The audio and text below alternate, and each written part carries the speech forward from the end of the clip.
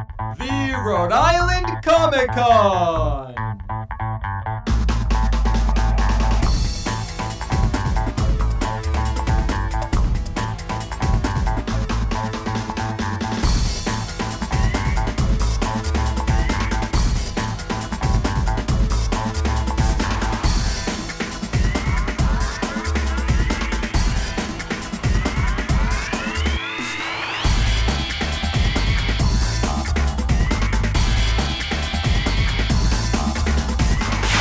Welcome to the 2022 Rhode Island Comic Con. My name is David Ciccariella.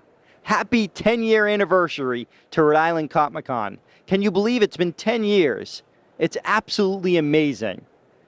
I can't. Time just flew by so quick. Well, happy 10 years to Rhode Island Comic Con. I'm going to talk to special guests, see people dressed in costume, and experience a lot of cool things at Rhode Island Comic Con. Let's go.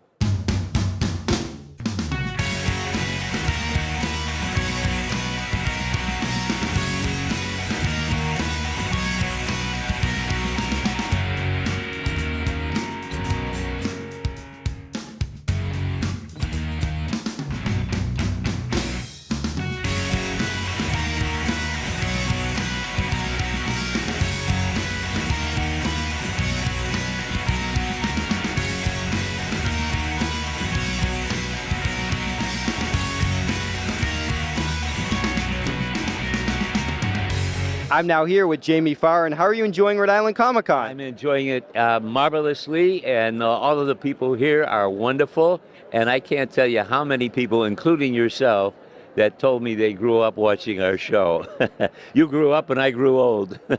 And you're here with Loretta this weekend. How does that feel? Oh, it's always great. Loretta and I are great buddies, and I knew her entire family, her brother and her mom, Nell. We were all very, very close. Now, the MASH cast is amazing. What I loved about MASH was the sets. It felt like you were really in the Korean War. How did you like that experience being on those sets? I enjoyed it very much, and it also was very reminiscent of being there because I did serve at TDY in Korea. So those mountaintops and the area there, all of our tents and that, everything looked the same as it was in Korea, with one exception.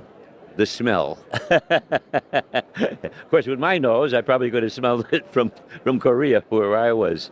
But yeah, it was just perfect. Everything about the show was perfect. Now, of course, I could touch on a lot of cast members, but I want to touch on one, Harry Morgan. Any great memories working with him? Oh, of course.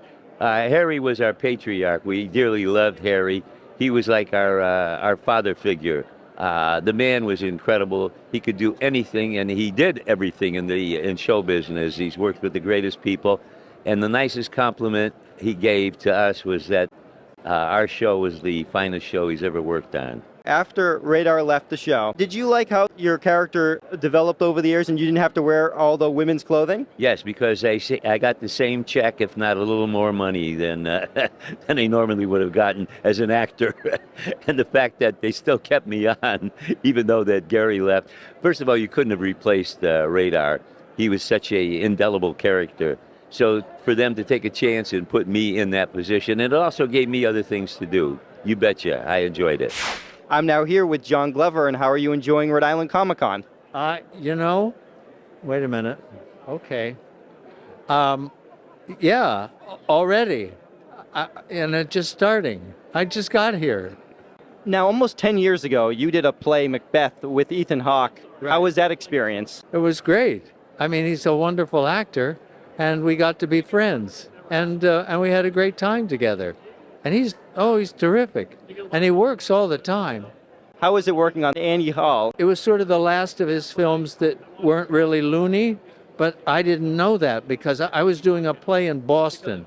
So I came back to New York to shoot this scene, and so I was doing all this weird stuff. And then he said, no. He said, I wrote it in a beanbag, so I think we should just cut that line. Why don't you do it, touch my heart with your foot? And he said, okay, do that. But now the touch my heart with your foot is a big thing. Who would have known? You recently appeared on Fear the Walking Dead. Oh. How was that arc, playing such an evil character? Oh, he was as sweet as could be. No.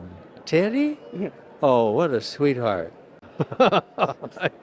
It was such fun playing that part.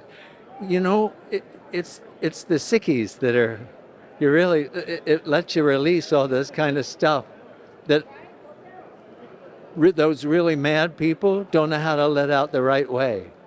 So I just have a ball.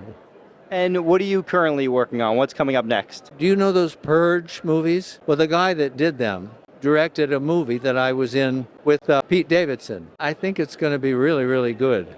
But it was so beautifully done. Yeah, he's a really good filmmaker. And he's that kind of guy that'll say when you're on the set, he'll say, do that. Or, hey, John, do it again. This time dance your way out. I'm now here with Doctor Strange, and how are you enjoying Rhode Island Comic Con? I'm enjoying it very much. This is the first time I've been to the Rhode Island Comic Con, and I would say it is the best experience in New England that I've had thus far. And you have your famous... I have Agamotto. Yeah, nice. And what's on your wrist? What's on your hand there? Sling ring right here. So you've got surgical scars, you know. Amazing cloak. Thank you, the Cloak of Levitation, yep. What inspired you to do Doctor Strange? I usually try and come up with a good costume every year, and this year I decided to... Last year I did Ant-Man, this year I was figuring... Normally I have a shaved head, so I took 6 months to try and see what could shake out of this, and this is what I got. Well, let's just say Benedict Cumberbatch would be very impressed. Yes, I hope so. Now I'm here with Captain America. How are you enjoying Rhode Island Comic Con today? Good. Good. You like Captain America? Is your favorite hero? Yep. Yeah. And look, you got that shield. Wow, can I bang on it? Let me bang on it. Oh, jeez. Vibranium, isn't it? Oh, that's hard. Great job, Cap. Thanks for coming to Rhode Island Comic Con.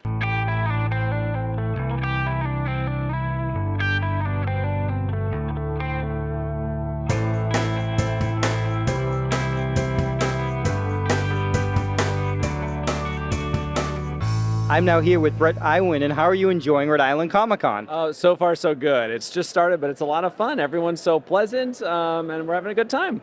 You are the legendary Mickey Mouse. I am. I'm the fourth person to voice Mickey, so yeah. And how did you get that role? Well, I found out they were auditioning thanks to a friend of mine who told me about it. Never having done voice acting before, I just thought it'd be a fun thing to try out for because I loved Disney, I loved Mickey, and so I, threw in my best, oh boy, and figured we'd see where it got me. What does it mean to you to meet all these fans that love the character so much? Oh, I always say Mickey is just a mutual friend that we all know and love and share. And so it's just great to meet other fans. I'm a huge Disney fan, a huge Mickey fan. So to meet people who share in that is always a great privilege and an honor. How is it like now visiting Disneyland or Disney World as Mickey Mouse and just not as a fan? It took me a while to get used to, I won't lie. But I finally gotten to the point 13 years later where if Mickey's coming down in a parade or I see him just, in a show or whatnot, it's just Mickey to me. I kind of can disconnect my own involvement with the character, so I get to enjoy it, yeah. And what Mickey adventures do you have coming up? Oh my gosh, well there's always something on the horizon. We're still working on Mickey Mouse Funhouse, which is, we're about to premiere season 2 of that coming up. Lots of fun stuff going on in the parks, and of course lots of stuff we can't talk about, but Mickey is very active, I will say that. I'm now here with Bill Farmer, and how are you enjoying Rhode Island Comic Con? It's my first time here, and it's been fantastic today. I understand even tomorrow is going to be busier, but today the people have been fantastic. People may not recognize your face, but you are Goofy. Gosh, I sure am, for 35 years. And still doing the job every week. What's one of your favorite projects as Goofy?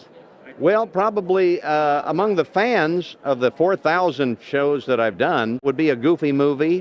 1995, it's still as popular as ever, if not more. And it just is one of those movies that has gained popularity through the years. And it means so much to a lot of the fans, and people will say, I couldn't talk to my dad, but that became our movie. And or that, I used to identify with Max's point of view. Now that I'm older, I identify with Goofy's point of view. So it's a movie that just kind of keeps giving. You're here with Jason Marsden, your son, Max. Absolutely, with Max and Mickey Mouse and the whole Disney clan are scattered around the room here. I want to hear a little memory of working with Wayne and Rusey, the Mickey Mouse and Minnie of the 80s and 90s. Well, they were Mickey and Minnie. First of all, a lot of people don't know they were married in real life. They weren't when they started doing the jobs. They were both in bad marriages. They fell in love, got divorced from their bad marriages, and became Mickey and Minnie as much, and loved each other so much and worked together, and just kind of became the living embodiment of Mickey and Minnie. It seems like you guys stayed really close friends over the years. Yeah, it was more like a family than a working experience. And I've never experienced that with any other studio, but with Disney, yeah, all the characters became like an extended family, brothers and sisters, and just, it's a great experience. And what's the experience for you when you visit either Disneyland or Disney World? Well, people now, because of the internet and interviews and things, kind of know who I am. So a lot of times, it's Bill Farmer, he's the voice of Goofy. Or some people come up, I love your work, or whatever. But most of the time, you can kind of turn it on and off. And if I want to let people know who I am, I'll just go, gosh, howdy. And people look around like, where's Goofy? What's a character that you voice that many people don't realize it's you? Well, on the show Amphibian, Disney Plus, I got this is the show, and that's my character. I play a character named Hop Pop. Also in Space Jam, I was Foghorn, Sylvester, Yosemite Sam, Bugs and Daffy on an episode of Robot Chicken, and a lot of other incidental voices through movies and things, well over 100. I'm now here with Jason Marsden. How are you enjoying Rhode Island Comic Con? I'm ecstatic. You know why I'm ecstatic? Yeah. Because I'm from here. Yeah. And I'm happy to be home. It's great. I had my aunt and uncle drop me off some New York System hot wieners just this afternoon, so I couldn't wait. That was what I was looking forward to the most. That's awesome. And now you have Goofy, your dad, Bill Farmer, right next to you. He's right behind me. My pop. He's right there. I think it's his first time in Rhode Island. I gave him a hot wiener as well. Yes. Yeah. And he loved it. Has the chemistry grown over the years between you two? Insanely. We're like brothers. We're like father and son. We're definitely family. I love this man with all my heart. He's tremendous. And you recreated live actions, a scene from the Goofy movie. Yes, we did. On YouTube, you could type in live action Lester's Possum Park, and you will see us. I'm playing Max, he's playing Goofy, respectively, of course, recreating Lester's Possum Park, but live action. It's really impressive. I recently rewatched a couple episodes of Step by Step because I loved it when it was originally on. How was it joining that cast? It was, David, it was amazing. They welcomed me like I was there since day one, because they were on like 5 years before I came along, and they were lovely. I was fortunate, so over the moon to be part of that cast. I watched the episode where you and JT get stuck in jail in Mexico. Yes, I remember that one. Yes, Dana is with us, and I remember this. Sometimes you reflect back on things you regret, and we're in that scene, and JT's in the foreground, like talking to the guard, and Stacy, who played Dana, and I are in the background, and I was like, wouldn't it be funny we're just making out while he's talking, and she was down for it, but I lost my nerve. So I could have been making out with Stacey the entire time. That was one of the big shock in that show was when Rich got Dana. When they found out Rich and Dana were an item. Yes, indeed. Yes. Yep. And finally, I want to bring up one of my favorite guest appearances you were on was Even Stevens. Yeah. How did you create that character? Oh my gosh, that guy. Yes, you're toast, that guy, Mr. Squirrely. Oh, I just imagine him just kind of, squirrely with, playing with his teeth a little bit. I wanted like a little John Waters mustache. I just felt, he seemed kind of oily and into himself, which isn't too far off from who I actually am. But yeah, it was too much fun. What do you have coming up? I have, let's see, that's all the cartoons. I did a Scooby-Doo movie that'll be out next year. I did a Batman straight to VOD movie. That was my theme song. And then I got the Mars Variety Show on YouTube. Love people to check that out. I'm now here with Bradley, and what did you bring to Rhode Island Comic Con? I brought this Night Industries 2000 replica. So what does it do? It mimics the vehicle that they used in the series. This is a 1983 Pontiac Trans Am. So this has whole dashboard and steering wheel setup that they had in the show. The correct seats, the right paint job and everything, the right rims and tires. Also has the scanner bar up on the front. Now I hear a familiar voice. Who is that? This is actually the voice of William Daniels. He voiced Kit in the series. I'm inside Kit. Wow. It plays the theme song. I hear William Daniels. This is great. I'm here with V. And what brings you to Rhode Island Comic Con? Well, it's the 5th of November. Where else would I be? You're missing a little bit of that British accent. Yeah, I've been in the States too long. And what do you have on you? Oh, my size. I love my size. Gotta have these. They're plastic. Well, plastic, but looks really cool. I feel like I'm a Ninja Turtle right now. I'm now with Rob Paulsen. How are you enjoying Rhode Island Comic Con? I am having way too much fun, Dave. I'm pretty liquored up, which I do pretty well on my own. No, I'm having a great time. I've never been to this con. I've been to Rhode Island, but never to the Rhode Island Comic Con. It's big. It's really large, and I'm having a blast. You are a voiceover legend. You created one of the most iconic characters, and I would say that's Pinky. Oh, thank you. I knew I liked you from the moment I saw you walking across the tarmac here. Nerve. How did you come up with that voice? I, like my partner in crime, Maurice LaMarche, was, and still am, deeply inspired by British humor. I love the Pythons, Peter Sellers. And so when Pinky and the Brain was being cast, I thought, why not? Try something. We're not limited. It's not like you can't have it's not like, oh, that's how mice talk. You can't. So that's the great part about being a voice actor is you're not limited by anything but your chops and your imagination. So I threw that out there in one of my takes. Tom Ruger and Mr. Spielberg thought it worked, and so far it has. They're back. Animaniacs are back. How do you feel? I truly couldn't be prouder of those two shows. And it was Mr. Spielberg's call not only to do it again, but to make sure that he hired the original actors. I was obviously quite thrilled to get the job again, but to know that Steven, Mr. Spielberg, went to bat for us and said, if we do this, we're going to do it with Rob Paulsen, Tress MacNeille, Maurice LaMarche, and Jess Harnell, which is not only very humbling, but it reminds people that the most well-known movie director, maybe in history, and he knows it's about the authenticity of the characters. When you get a chance to hang around with the best of the best and see how they behave, it's a real lesson in humility. The first time I knew of your voice was as Raphael. Cowabunga, dude. Did you guys have a chance to improv when doing the Turtles? Yes. Well, when you have actors, really solid actors, Townsend Coleman, Barry Gordon, Cam Clark, Pat Fraley, and the scripts were pretty solid as well. And often what happens is I find that when scripts are well written, they inspire me to try to improvise and come up with stuff. And it's not meant as any disrespect to the writers. In fact, most writers understand how deeply collaborative animation is, and so they welcome actors either embellishing or a line or coming up with stuff. It's such a deeply creative endeavor.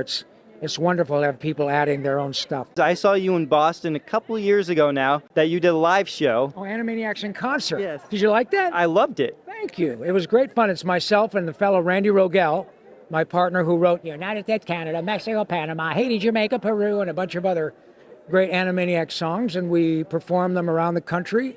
And we're booking new ones for next year and in 24. You came out with a book a couple years ago. I did, thank you. So my book is called Voice Lessons, and I'm really proud of it. A few years ago, I had a little bout with throat cancer, and the twisted cosmic irony of that was not lost on me, but I wrote a book about my experience and how important laughter, joy, the characters that I've been so fortunate to be a part of creating really helped me get through a pretty difficult circumstance. I now have a sense of empathy that I would not have had I never gone through something that difficult. My cancer experience has a silver lining, and I'm really not only grateful that I'm here, but I'm grateful that I have the opportunity to share that experience with other people. So thank you for asking. Can you end with your favorite quote? I always say, and it's the God's honest truth, laughter is the best medicine. The cool thing is you can't OD and the refills are free, right? So keep smiling. And one more thing, nerve. Bye.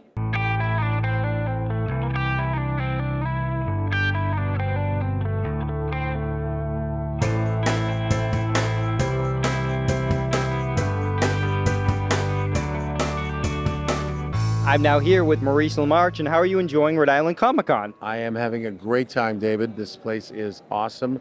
The people here are fantastic, so nice, so enthusiastic, and they really, there's several fandoms that I'm a part of, but each of them is so knowledgeable about the shows I'm on, Futurama, Pinky and the Brain, Real Ghostbusters, big Ghostbusters presence here. So having a wonderful time. Speaking of voicing Egon in the real Ghostbusters, how was it when you came back in the Extreme Ghostbusters being reunited with the original cast? Well, we only did that in the very last episode called Back in the Saddle. But we had a fantastic cast of young people playing the new Extreme Ghostbusters. We had Alfonso Ribeiro and Reno Romano, and two of whom are here right now. Tara Strong and Jason Marsden is here. That was the tiredest I'd ever been making a show. My son, who's now 28, was a newborn then and wasn't sleeping through the night.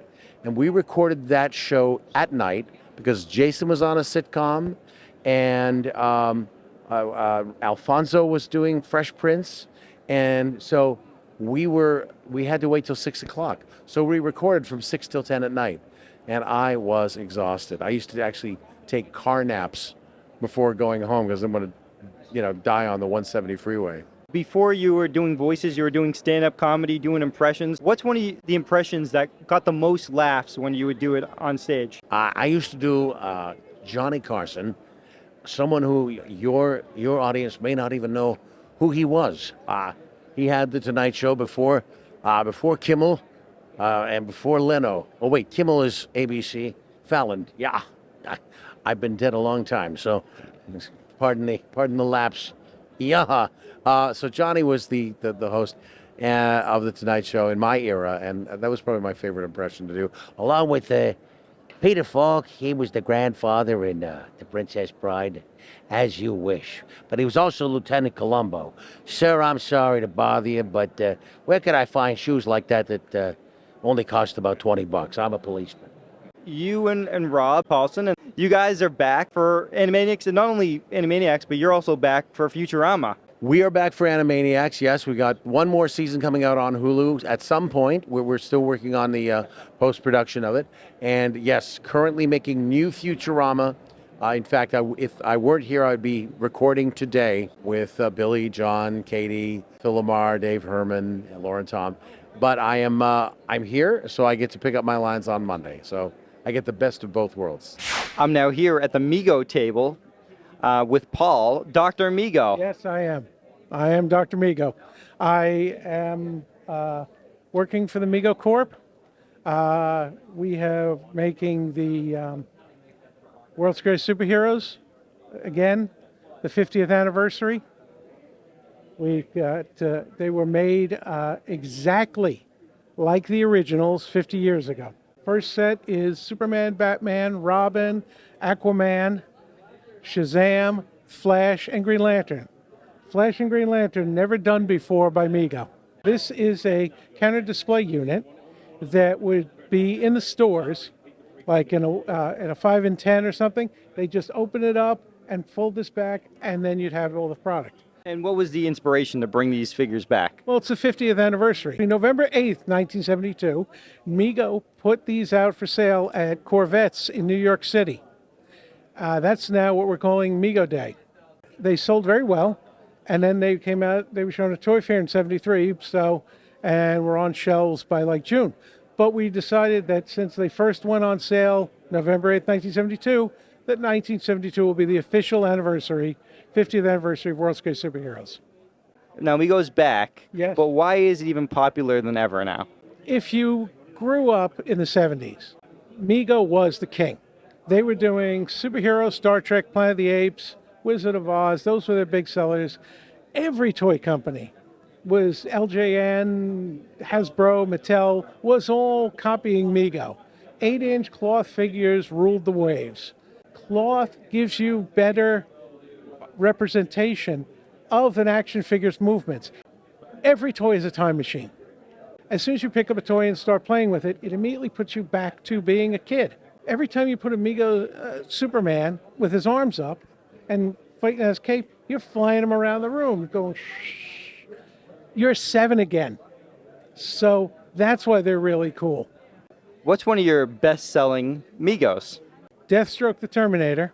Like the Mego Spider-Man, he basically is a bodysuit with some extra accessories. It's really a great representation of the 80s Teen Titans Deathstroke. I really am a comic book and Star Trek nerd.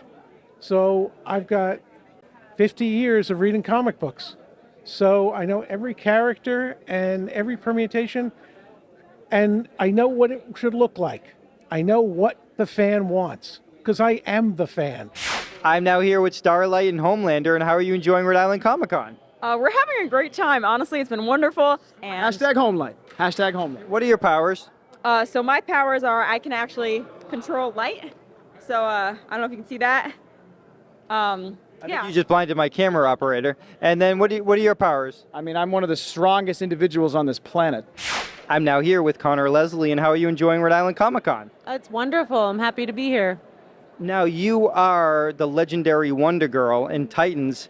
How was that experience? It's incredible. I can't believe that. I couldn't believe when I got the part that there hadn't been a live action version of Donna Troy and Wonder Girl. She's such an incredible character, and so it just felt like a complete missed opportunity over these years, and I was honored to get to play her for the first time. I obviously love her and want to see every iteration of her on screen, whether it's me or anyone else playing her, so it was an honor. And what was the audition process like? They're always different, but this one was very quick. I did a kind of a tape in New York. I didn't know who I was auditioning for.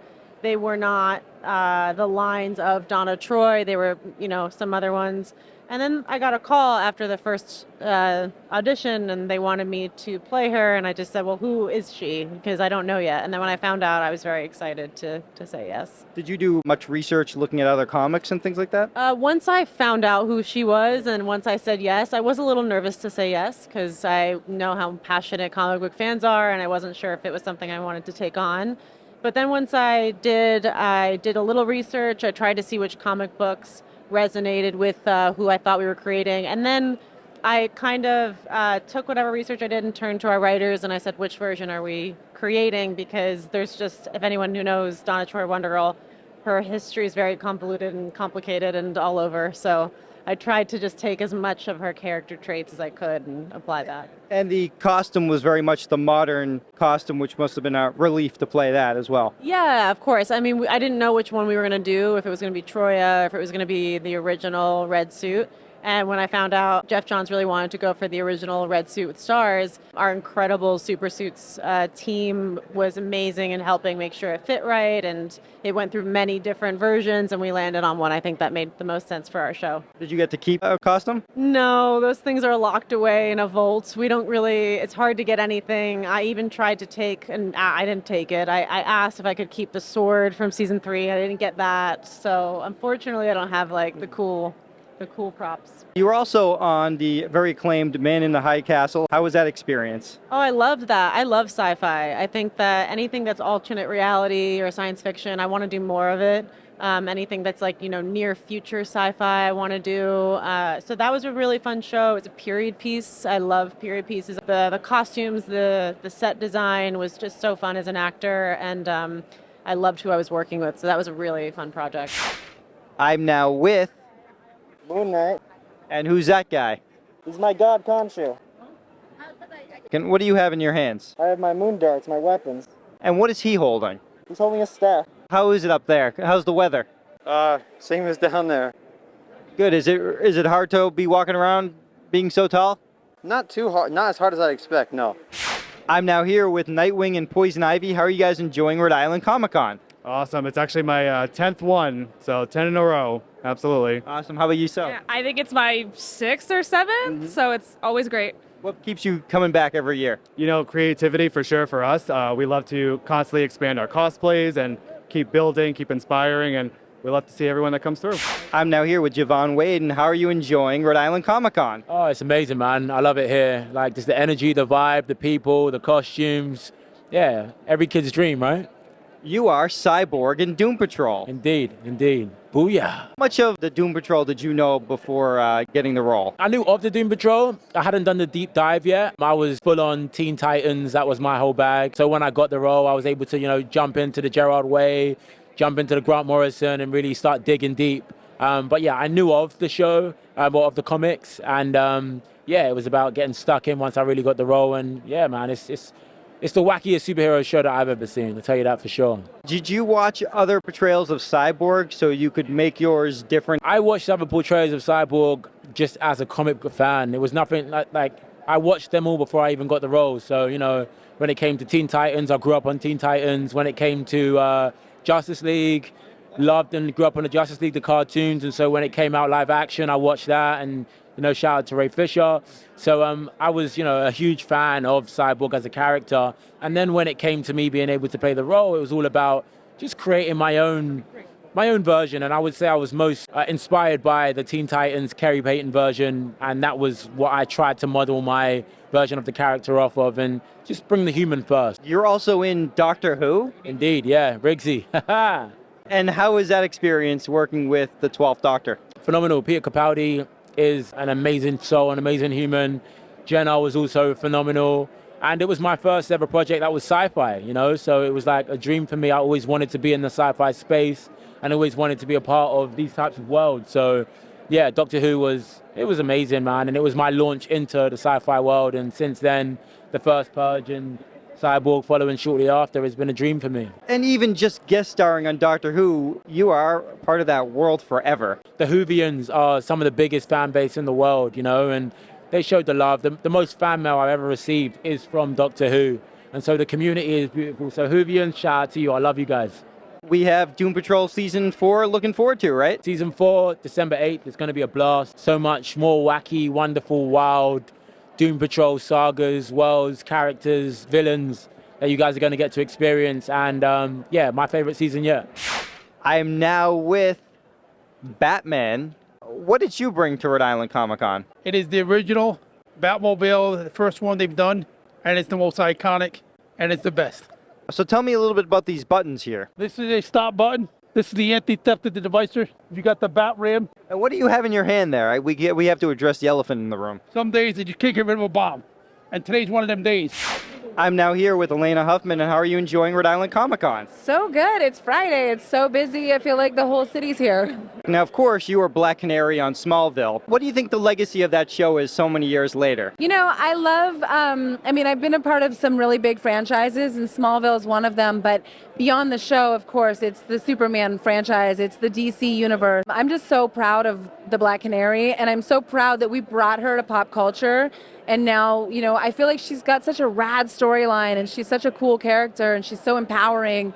And I'm just happy that her story is being told. So I'm happy to have been a part of that on Smallville. And how do you like the other portrayals of Black Canary that you've seen? They're great. I feel like everything they did on Arrow was great. Again, I just think she's a great character, and I think she's a very dynamic character. She's got this like lovesick, this vulnerability with the Green Arrow, and yet she's such a powerhouse. And I think it speaks to like the dichotomy that all of us have inside of us. You're also part of Stargate Universe, and how is it being part of that franchise? Amazing. Again, like I've stepped into these like huge families, and Stargate's no different. I'm so grateful to have that job. TJ was really special to me. I learned a lot about myself through that character and on that show, and I made lifelong friends and a global community. I'm here with the Alien, and how are you enjoying Rhode Island Comic Con? It's great, having a blast today. What inspired you to do an Alien? Just always loved 80s sci-fi and loved Alien movies and just old sci-fi, big sci-fi fan. And did you make this yourself? I did, from scratch, yep. People must be loving it. Yeah, it's been great. I must have took over 500 photos today with everybody. It was awesome.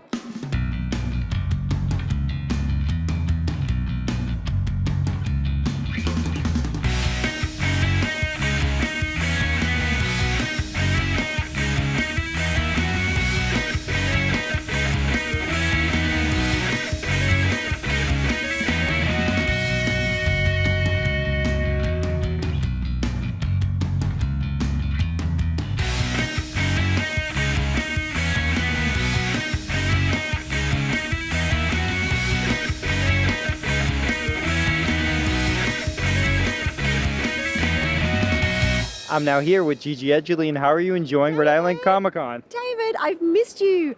You're very well known for being in Farscape. What was one of your favorite episodes of Farscape? Oh, it's hard to tell because like any moment on that set was such a blessing because I am the biggest Jim Henson fan ever. Durka Returns was pretty magical because it was meant to be my only episode. So I thought like it would literally be a week on set, and it manifested into over 5 years that I'm so grateful for. Now, you also worked with Ben Brower and Claudia Black. How was it working with those two? They are awesome. We were like one big, amazing, beautiful family. It's very rare when you work on a television show that it goes on for so long, you know, and I was about 22, so it was pretty epic for me at the time. And what was the audition process like? Terrifying, traumatizing, the best high you could ever get. Once they said that you've actually got the job, I was like, oh my gosh, this is amazing. I was obsessed as a kid with the Dark Crystal. Like, I was very awkward. I didn't know how to connect with people, so I found it easier to live in a magical fairyland. I just love that. So when this audition came in and I saw the Henson logo, I was like, oh, I have to get this. This has to happen. And the coolest thing is that 20-something years later, it's brought us all together. Like, people have come up today that weren't even alive when Farscape first aired, and they're still huge fans because it's been out on Amazon, now Apple TV, Peacock, Sling. They're talking about a revival. It's Farscape. I've done a lot of Australian television, which no one over here probably has seen.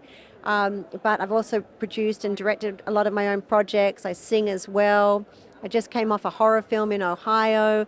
In the lockdown, we shot 2 beautiful music videos. One was completely underwater called Kisses, and the other one I trained up for aerial silks for 3 months before, called Dragon in My Soul. For people who want to visit Australia, where should they go? Sydney, I'm a big fan of Sydney because there's the beach, there's the harbour, it's super beautiful, everyone's very down to earth, everyone likes a good chat. You can usually see dolphins and whales. Like, when you go down to the beach, it's a very majestic place. I'm now with Stargirl and Raven, yeah. And how are you enjoying Rhode Island Comic Con? Pretty good this year. It's pretty good. This is my first time coming here. I don't know. I loved Teen Titans growing up, and I've always wanted to cosplay Raven. And coming here and coming with my friend, I was like, oh, we can just, be a duo. She could be Starfire, so I thought it was fun. I'm now here with Colleen O'Shaughnessy, and how are you enjoying Rhode Island Comic Con? I'm having a blast. This has been the best time. So far, so good. And it's only Friday, so. You are the voice of Tails. I am. It's true. So how was it voicing Tails in Sonic 2? Amazing. So much fun. I got to work with Ben Schwartz, who is hilarious and just the greatest guy. It was, dream come true. Now, I believe I saw some photos of the premiere of you with some of the actors like Jim Carrey. It must have been fun meeting them at the premiere. It was so much fun. And it's funny because we did all the recording, in my closet or at a studio or whatever, because COVID still. So I didn't meet anybody in person until the premiere. So even the director. Yeah. So how was voicing Tails different in this feature film than on a video game? I think the biggest difference is that we meet him at a different place and time. Like, we're meeting him at the beginning of his relationship with Sonic. It's all new. Whereas where we were with Sonic Boom and some of the other games, they already have an established relationship. So this is brand new, and they're just getting to know each other. Now, you also voiced the Wasp in a fantastic Avengers cartoon. How was that experience? Oh, I loved it. That was when we got to do it all together in the same room. And oh my gosh, I loved working on that show. It was the first time I got to be a superhero, which was amazing. And I loved Wasp. And it was before I knew much about her. This was long before, this was before the Marvel Universe became the Marvel Universe. So I loved it. She was awesome. Spunky, funny, Did you look back at the old comics for the Wasp? I did, because I had Wally Wingert, who played Ant-Man, and he was a comic book guy. So I got all of my information from Wally, so he would show me some of his comic books and stuff, and I learned a lot. I'm now here with The Thing. How are you enjoying Rhode Island Comic Con? I'm loving it right now. So many great cosplays, great people, great event. Are you really made out of rock? They wouldn't let me wear the full rock suit in here for safety reasons, so I wore the Reed Richards foam one. How long does it take you to put that on? Like 20 minutes. At a drop of a hat, you gotta be ready. Does a lot of people stop and want to take your photo with you? Yeah, I would say I put a few smiles on a couple people's faces. And what do you tell them? What time is it? It's always clobbering time. I'm now here with Rachael MacFarlane, and how are you enjoying Rhode Island Comic Con? It is fantastic. I mean, it's great to be back in New England, and this is a great turnout. Lots of amazing fans. Can you believe American Dad is almost 20 years old? No, I can't, but I kind of can, because I was 26 when we started doing the show, and now I am not 26. What's one of your favorite arcs on American Dad with your character? What a great question. I love the fact that Haley started dating Jeff and then they got married. And I like that it's actually grown. You know, in a lot of animation, things stay stagnant. And I like the fact that they took that to the next level with Haley and Jeff. Now, did you and Seth, when you guys were younger, did you create voices and characters together? We did. We used to do plays on our back deck and we would do, you know, shows with paper bag puppets and everything. So yes, forever. You were also the voice of Wonder Woman. How was that experience playing such an iconic character? It was really fun. It was unexpected, but it was a real treat. I had a blast with that. What other projects other than American Dad? One of my favorite shows that I'm working on now is The Owl House, where I get to play Odalia Blight, who's a fantastic villain, and villains are the most fun to play. And my 12-year-old's a huge fan of that show, so it's nice to have some street cred with my kids. Now I'm standing with? Lady Victor. Wow. And what inspired your gray costume? It's a Netflix animated series called Maya and the Three. And I was watching it, I just saw her character, and I was like, I gotta make this for Halloween, and then I just decided to come to Comic-Con with it. I'm now here with Keone Young, and how are you enjoying Rhode Island Comic-Con? Aloha no, pehe oi, kumo mai kai e kua aloha e. Happy anniversary, Rhode Island Comic-Con. I'm having a lot of fun. Now, you appeared in Men in Black. How was that experience? Men in Black 3, yeah, that was fun. Will Smith, he's just a wonderful guy, you know. On the first day of shooting, he sent me a dozen roses. I was like, Will, how lovely of you. And working with Will was great.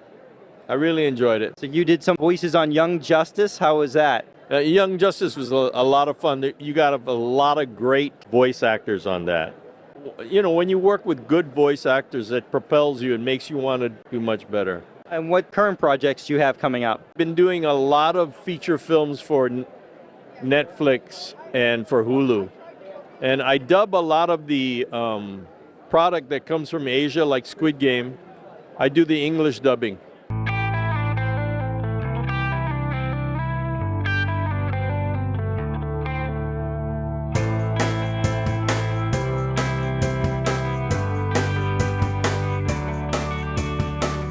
I'm now here with Tim Blaney, and how are you enjoying Rhode Island Comic-Con? I'm enjoying it a lot. It's very nice. It's very well organized. Lots of people here, lots of good people. And yeah, having a good time. You are the legendary Frank the Pug in the Men in Black series. Yes, I am. Thank you. It was very fortuitous, I would say, to get that part. What was the audition process like to get Frank? I really didn't audition. I was sort of given the opportunity by Rick Baker. I was brought on the movie by Tony Urbano as a puppeteer, and I did a voice for one of the first scenes that they shot with an alien, the one out in the desert, and they didn't use that one, but Rick made note of that I could maybe do some alien voices, and he suggested me for Frank, and it worked. I was there, I did a good voice, and they said, oh, let's keep it. Were you on set with the other actors when you were doing Frank? Funnily enough, no. Well, in the first movie, they shot the scene without, and I think the script supervisors did the lines on the set. I dubbed it in later. It must feel great that Frank the Pug is such a beloved character in the Men in Black franchise. Yes, it does. It just worked, you know, so I feel very fortunate. I'm now here with Mitchell Whitfield, and how are you enjoying Rhode Island Comic-Con? I'm loving it. I've never been before. I'd heard about it. I heard it was amazing, and it has lived up to it. It's pretty incredible here. Now you're reunited with my cousin Vinny co-star. Ralph Macchio. Yeah, we made this agreement years ago that once every 30 years we would work together, so we're holding that agreement. Now I'm really excited to be here with him. I'm looking forward to doing a special signing together as well. So it's a great opportunity to catch up with an old friend, see new faces, see some old faces. It's a blast. And how was it working with Joe Pesci all those years ago? Amazing. I mean, how could you not have a great time working with someone like that? The whole movie with Marissa, Joe, myself, and Ralph, it was one of those things where this many years later, people are still talking about the movie, and you wonder what was that magic, and I don't think it's something you can really quantify, but all those people, and Fred Gwynn, and Lane Smith, I mean, it was an incredible group, and I'm just happy that, like I said, this many years later, It's a movie that's not only people talk about, people still watch. People still get together with their friends and family and watch. So I'm kind of proud to be a part of it. You were also in Sergeant Bilko. What memories do you have of Phil Hartman? Phil was a great guy. We became friends working together. You know what? He was a gamer too. You know, and I was a gamer at the time. You know, so people don't know that. Yeah, he loved flight simulators. So we bonded over Flight Simulator and talked video games the whole time we worked together. A lot of people don't know that, but I still miss him. Great guy, great person, along with being obviously a very talented actor. Now, your career turned into doing animation. Yes. You were on Transformers. Yes. How was it working with Will Friedle on Transformers? Oh my God, Will and I became really good friends. I was hoping he was going to be here because a lot of our other buddies are here. I was like, oh, Will's going to be there. It was amazing. We became friends. This is what's great about doing these kind of projects is you get close with the people that you work with and you form friendships that last forever. And, you know, Will and I talk all the time. We see each other and still get together for lunch. And doing that show, you know, especially with Peter Cullen, I mean, just, you know, hearing that Optimus voice every time you come to work, it's just the best. I get to geek out every week, basically. And you were all in the room together. Yes, which is kind of rare these days, but I think it's probably the last animated show that I did where you had everyone working in the room together. And I think it makes a difference because when you're working with people in the room, you have that energy bouncing off of each other. The scene can go different ways than you thought, and that's the kind of thing that you only get when you have those people in front of you in the room. So I think definitely you could do a great show without that, but it's such a bonus to be able to have. And plus you get to see your friends every week. Who wouldn't want to do that? I'm now here with Nick, and what did you bring to Rhode Island Comic Con? I brought today the Ecto-1, the Ghostbusters mobile unit here for catching ghosts. This is a 59 Cadillac. You know, it was once a hearse, now transformed into catching ghosts. So this is almost accurate to have how they had it in the film. Year, make, model, stuff like that, yes, it's just like the film. Front is essentially just a regular car so they can drive. It's a commercial chassis from Cadillac in 59. What do you have right in the front there? This is for checking and scanning for ghosts in the area. I don't see any here at this show. We already took care of any ghost problems here, so I just got to know who to send the bill to. Yeah, that's why you guys can take photos with fans because you don't have ghosts to worry about. Yeah, there's nothing to worry about here. We've taken care of them. I think the next place we got to go is Fenway. They always said that Bambino was hanging around there. They said the curse is broken, but we've got to make sure he's out of there. I'm now here with Bonnie Piesse, and how are you enjoying Rhode Island Comic Con? I'm loving it so far. It's busy. You are Baru in not only Star Wars the prequels, but in Obi-Wan Kenobi. How was it returning in Obi-Wan Kenobi? So awesome. And my role in the prequels was pretty small. So to come back in this way with Baru kind of really taking the lead in some things, it was really, awesome. And you had some action scenes. Exactly. I actually had a blaster. It was really cool. How was the rehearsal for that? There wasn't that much rehearsal. It was kind of just jump in and do it, but a little bit like stunt training, just a little bit for the fight scene. Years ago, how was it being directed by George Lucas? George was so friendly, and I was nervous when I first arrived. I was 16. I arrived on set, and I was like, oh my goodness, this huge set. And George was very welcoming. He just, put his arm around me and said, welcome, and make yourself at home, and he was lovely. And you never know, we might not have seen the last of Baru, right? You never know. I would be willing to come back, of course. And what does it mean to you to be part of the Star Wars universe? It means something definitely more than it did when I first came. In the beginning, it just meant it was something super exciting. And now it really is much more meaningful to be a part of something that means so much to other people. I'm now here with Rupert Friend, and how are you enjoying Rhode Island Comic Con? It's awesome to be here, my first one, so thank you for having me. Now, you were in Obi-Wan Kenobi. How was that experience? It's incredible to join Ewan McGregor, Hayden Christensen, and the whole Star Wars universe. It's been thrilling to get to meet all the fans here. They're very passionate people. You know who you are. And how long did that makeup process take? Makeup took 4 hours to put on and an hour to take off. The costume weighed about 40 pounds. The cloak's made of chainmail, so it's very heavy. So, yeah, it was a bit of a workout. And you were such an iconic character in the show. Do you feel like you might come back someday? I don't know. The folks who make the show are very secretive, but I would be honored to. And another legendary character you played was Hitman. How was it stepping into that world? Again, a character which existed in a different realm. Obi-Wan's character was in animation and then now live action, and Hitman was a game, obviously, first. So bringing someone into the live action world is always a really refreshing challenge. I'm now standing with Chancellor Martok of the Klingon Empire. Wow, you look fantastic. Can you tell me a little bit about your costume? It's not a costume, it's a uniform. Oh, okay. I'm sorry. Yeah, please. I was the general of the Klingon fleet and became the Chancellor after Chancellor Garon was defeated in combat. And what happened to your eye?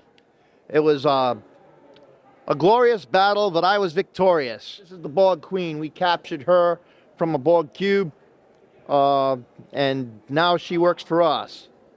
We keep her in stasis. Can I take a seat? Chair. Go ahead. This is the command chair.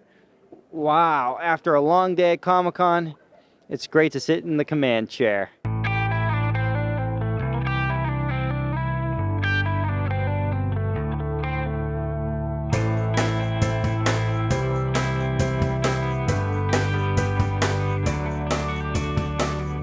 I'm now here with Spencer Wilding, and how are you enjoying being back at the Rhode Island Comic Con? Oh, it's great to be back to Rhode Island Comic Con, the family. Do you know what I mean?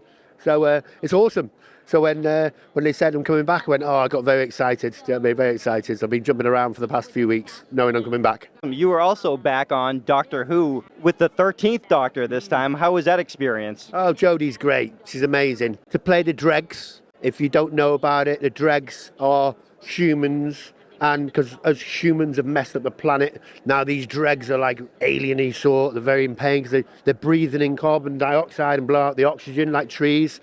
And yeah, they just like to eat humans as well. So the dregs are dreadful. And I was excited as well because I was the movement coordinator on it as well. So I had a couple of hours working with some guys in Spain, didn't know any English. So there was a lot of body movement going on.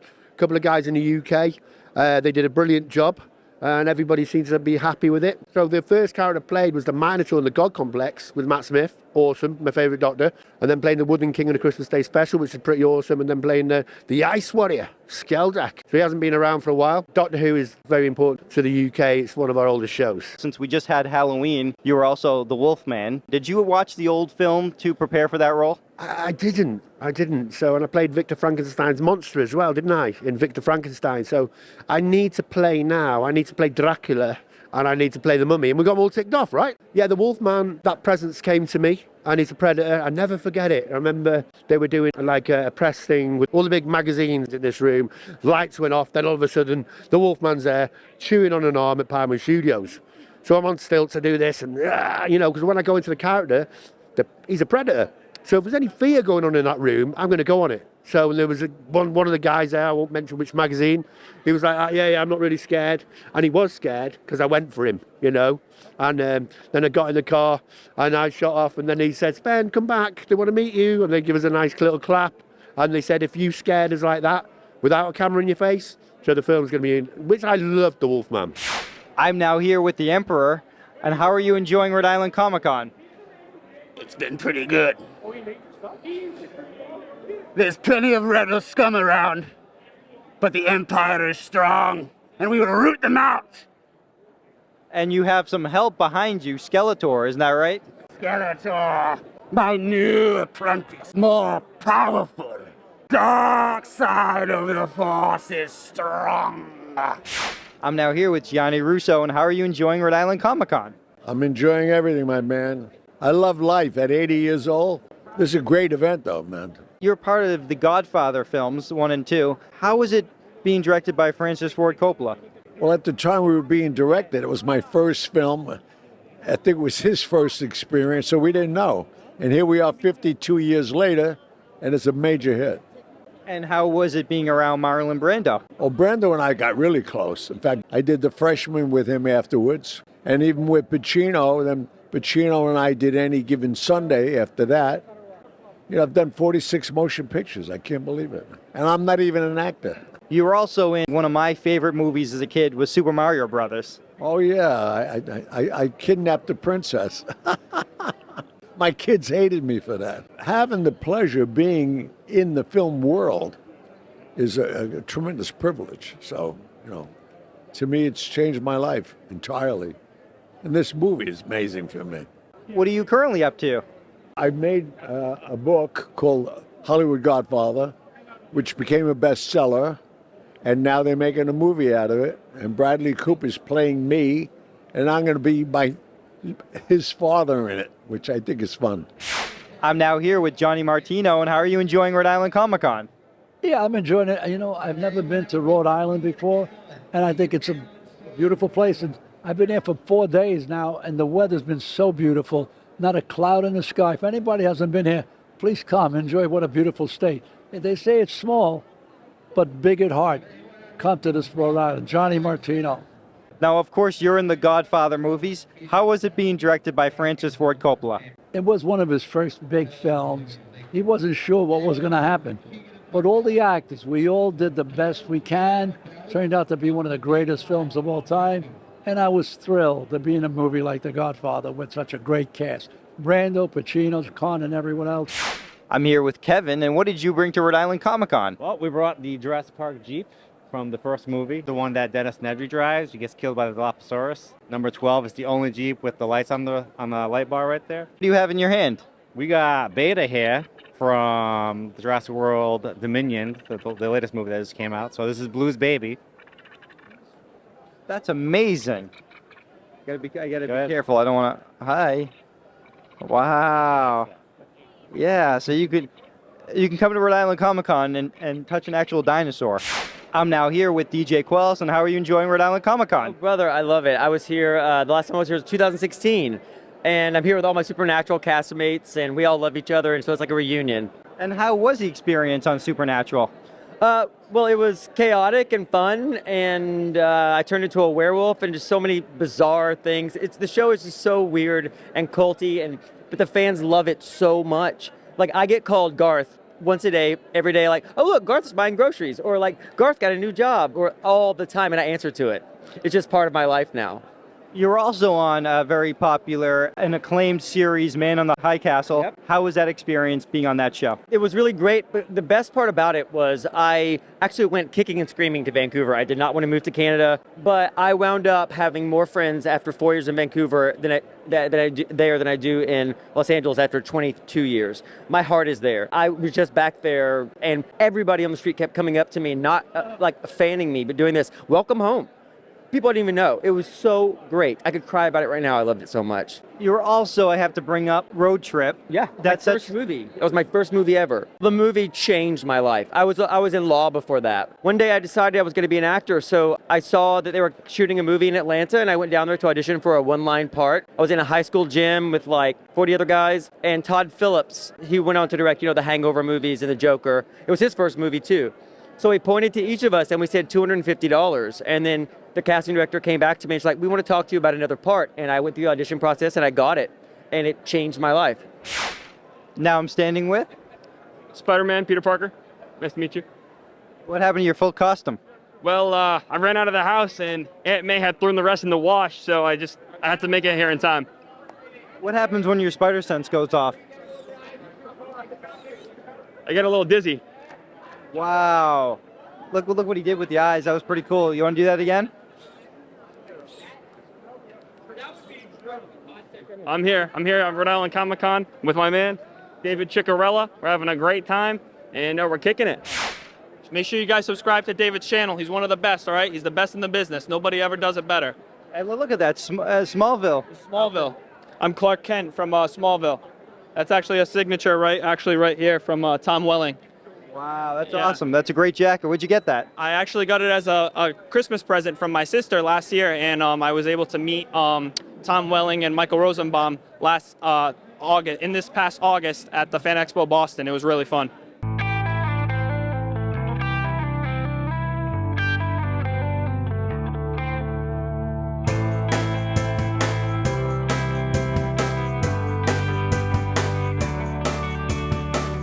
I'm now here with Marilyn Gigliotti, and how are you enjoying Rhode Island Comic Con? I'm enjoying it very much. I was here last year, and it's nice to be back. Clerks 3 is now out. How excited were you to get the call from Kevin Smith that your character, Veronica, would be back in Clerks 3? We were at LA Comic Con, I think it was 2019. During one of the events that was happening at the booth, Kevin brought myself, Brian, and Jason to kind of do a publicity photo.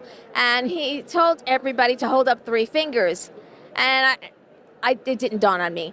And at that point, as I'm holding up the 3 fingers, and it's like, oh, wait a minute. And I turned to Kevin, and it's like, does that mean that he's like, and I was kind of excited right there. And then I think the whole convention center probably heard me yelling. I was excited to be back and feeling the love from the fans to the screenings that we went to. It was amazing. The scenes with Brian were very emotional. Did you guys talk about how you were going to play it beforehand? Not at all. During the shoot, because we had to be COVID compliant, I really didn't get to visit the set all that much. So I was in my hotel room, memorizing my lines. And then the day of our big scene, we hadn't. I was trying to think, did we even rehearse it? No. They had a read through that I wasn't there for prior to shooting. I know that I just went in there ready to attack. I got up that morning and I wasn't doing anything other than concentrating on Veronica. It's like, what's going on in her mind? What are her thoughts? Why am I saying what I'm saying? And so it was really nice to kind of delve into that even more so, which really just enriched the lines for me. You said being back on set, but the set was the Quick Stop. Did memories come back seeing the Quick Stop again? It was still surreal. It will always be surreal. Definitely different from the few people that we had for the initial one to, oh wow, this is close to what it is on a Hollywood set. Now, Clerks 3 is dedicated to the memory of Lisa Spoonhauer, who played Caitlin Bree. Do you have any quick memories you could share of her? We didn't have any direct scenes together, so most of what we've experienced was after, going to Planet Hollywood for the screening that we had out there. She was definitely missed. And what current projects do you have coming up? So Kevin has Smodcastle Film Festival, and so I, with some other filmmakers, I directed a short film that one of the actors and filmmakers wrote, and it's been entered into Kevin's film festival. I'm now here with Jack Skeleton. How are you enjoying Rhode Island Comic Con? Oh, it's wonderful. Today, Saturday, always, they packed. And what do you have here? You have your little dog? Yep, that's my buddy Zero, he does move around. What's her name? That's Sally. So Sally, yeah, I remember Sally. That is great. I'm now here with Keith Coogan. How are you enjoying Rhode Island Comic Con? Oh, it's always such a great con. Rhode Island is special. Me and my wife Pinky do a couple of cons a year, and it's always just a really special event at Rhode Island. This weekend has been great. This one in particular, because a lot of your Adventures in Babysitting co-stars are here. What does that mean to you to be reunited with them? We go, when was the last time all four of us were in a room together? And not only that, we also had Vincent D'Onofrio here too, Thor, Mighty God of Thunder. And we realized it was probably the night the movie came out. We had gone running around LA in a limousine with the director, Chris Columbus, and peeking into movie theater after movie theater, see how is that? Are they laughing? Is it good? And I think that was the last time all four of us were together. So that's what I love about Rhode Island Comic Con. They do these great cast reunions, and to be part of one, I am just super appreciative to Rhode Island. That's fantastic. You recently appeared in Jay and Silent Bob Reboot. How was that experience? Well, I, obviously a fan of Kevin, who truly one of the best independent filmmakers, like really an independent film. You can count on less than 3 fingers people that really just did it themselves. And to continue and build a universe and a fan base and how hard he works. And the best thing about working on a Kevin Smith picture is if he's playing Silent Bob in the picture, you will see him in his Silent Bob trench coat and hat, and they actually used a wig to put the hair on for him. It was already attached to the hat, so they could just put the hat on and it was good to go. And they'll do a take and he'll yell cut, and then he'll take off the jacket, the hat, put on his own baseball cap and his own jacket, and go over, watch the playback, do some adjustments, and then go and switch out. So to see him change from basically his outfit to the same outfit, but his regular life version of it, it was great. And all of everyone in the View Askew universe is so fantastic. Love the films, but to even be a small part of them was great. You had your scenes with Dietrich Bader. Yes, and Dietrich is so funny and so quick, and even though he plays security dick, he's so warm, and he's so busy. He's working on so many things, and dramas and comedies. And what do you have currently coming up? We've got Team of Two, which is a buddy cop movie. It's a cop that can't keep a partner. Oh, and Wrong Reason. Josh Roush, who directed Magnum Opus, which was that great making of Jay and Silent Bob reboot. It was on Amazon Prime. He has directed his first narrative feature, and I got a great part in there with Harley and Kevin and Ralph Garman, and everyone's in it.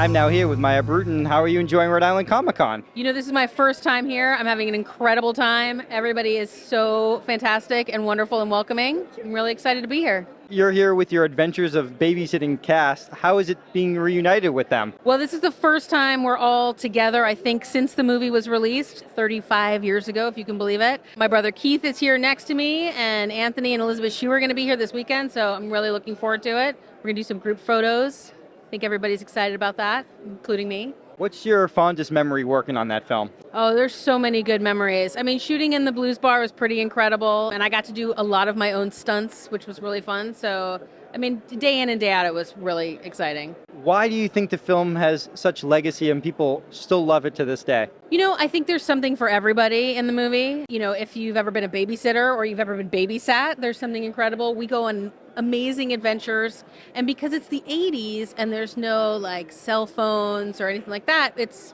really fun to kind of see all the stuff that we get away with. And I think people are nostalgic for that. You're also in Back to the Future. I was if you blink, you miss me, but there I am. How was that experience? That was incredible. That was my first movie. I had done television and commercials before that, and I mean, what an incredible first experience. I'm now here with Peter, and what did you bring to Rhode Island Comic Con? Hey, how are you? So I brought my 1981 DeLorean time machine that I built over the last few years. It is as screen accurate as I could get it. Most of the parts are hard to find military aircraft parts that, you know, when the movie was made, 40 years ago, they were hard to find, and now they're virtually impossible. Let's take a look at the front here, the dashboard, and maybe you can tell me a little bit about that. You mind if I take a quick seat? Tell me what this is all about in front here. So what you're looking at is the time circuits. You pretty much put in your destination time. See the most iconic part of the car, the flux capacitor. What does that do in the movie? Makes time travel possible. You know that answer. Well, I feel like Doc Brown, like Marty McFly, in the DeLorean. This is fantastic. Thank you for bringing it to Rhode Island Comic Con. Somebody stop him. I'm here with the Mask. How are you enjoying Rhode Island Comic Con? Doing absolutely fine. You know, I'm just chilling, just having a good time. I feel like an absolutely star-studded celebrity right now. What a smoking costume, to quote you. I'm now here with Danny Lloyd, and how are you enjoying Rhode Island Comic Con? Oh, great. I'm enjoying it a lot. It's really impressive. I'm impressed on how nice everybody is and how it's crowded, but everybody is moving around nice. I'm impressed. People might not know what you look like as an adult, but you were Danny in The Shining. Yeah, it's hard to believe, isn't it? Yeah, I don't want to make anybody feel old yet, but I turned 50 this year, so yeah, I was the little boy. The movie is aging well. Me, not so much, but yeah, I'm kind of an ambassador for the movie now. How was it working with Jack Nicholson? You know, he's super cool, right? And he was back then, you know, just like he's always been. You know, he was very nice to me, my whole family. He would, you know, goof off with us a little bit.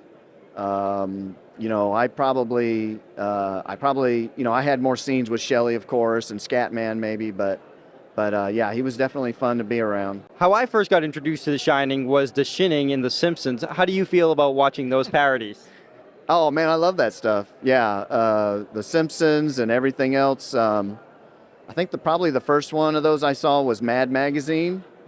Had one probably around the same time the movie came out, or maybe a couple years after that. But I mean, so starting with that all the way through, you know, Simpsons or Family Guy or whatever it is, I'm a big fan of all that stuff. Have you ever been to the Stanley Hotel in Colorado? No, I haven't. But I've had friends that have been there and told me about it, and they've sent me pictures of me like on the wall, pictures on the wall and stuff. So no, I haven't been there yet. Maybe someday soon. I'm now with Scott Patterson, and how are you enjoying the Rhode Island Comic Con? I'm having a good time, meeting some great folks, and signing some autographs, and hearing some really great stories. Gilmore Girls came back. How was it coming back to that series? It was really a delight because we didn't get any closure when the series was canceled. We were all sort of cast to the four winds. This gave us a chance to know that in 3.5 months we were going to be done. And that's kind of how we treated it, as the last call, if you will.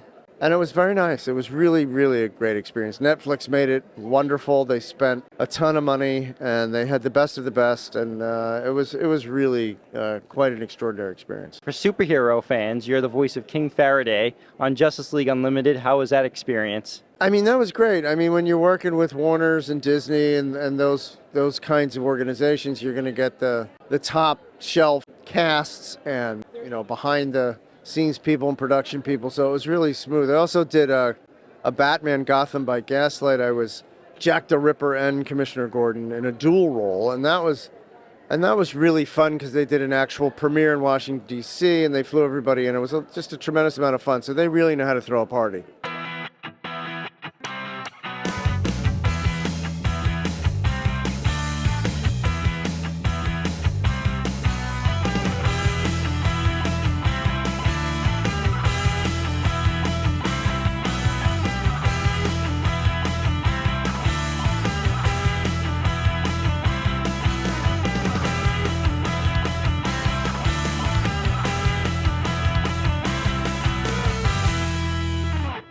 Well, that was the 2022 Rhode Island Comic-Con.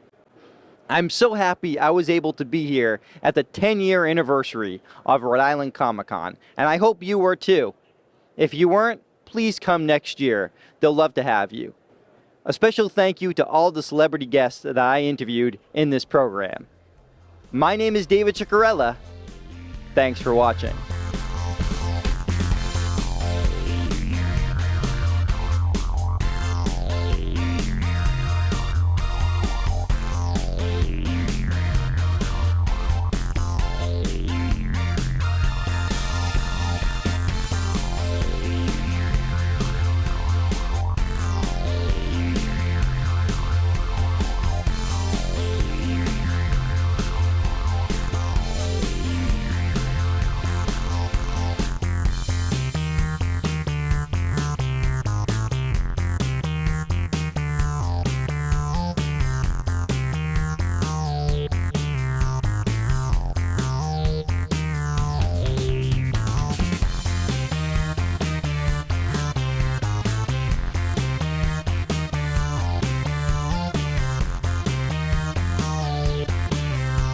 Laughter is the best medicine.